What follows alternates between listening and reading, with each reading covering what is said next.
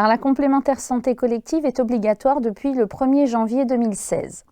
Concrètement, pour la mettre en place, il faut faire une DUE, c'est-à-dire une déclaration unilatérale de l'employeur.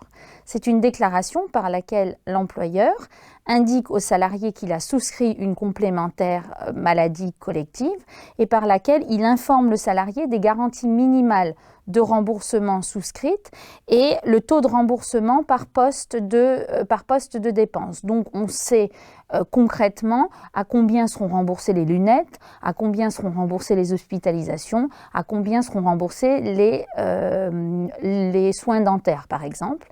Et l'intérêt de cette complémentaire, c'est que l'employeur doit la prendre en charge au minimum à hauteur de 50%. Donc pour une complémentaire qui coûterait normalement 60 € par mois, l'employeur est tenu de prendre en charge au moins 30 €. Donc c'est intéressant pour le salarié.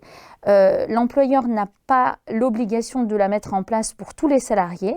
Il n'est pas obligé de la mettre en place pour les salariés qui ont moins de 3 mois d'ancienneté. Il n'est pas obligé de la mettre en place pour les salariés à temps partiel qui font moins de 15 heures par semaine. Et il n'est pas obligé de la mettre en place pour les salariés qui ont un conjoint qui bénéficie déjà d'une mutuelle complémentaire plus intéressante. Alors, qui peut en bénéficier? Il y a principalement les salariés, mais à titre facultatif, l'employeur peut décider aussi d'en faire bénéficier les conjoints et les enfants du salarié concerné. L'intérêt également de cette complémentaire collective, c'est qu'en cas de rupture du contrat de travail, le salarié peut encore en bénéficier pendant 12 mois après la rupture. Donc ça s'appelle la portabilité de la complémentaire collective, mais il faut que le contrat n'ait pas été rompu pour faute grave.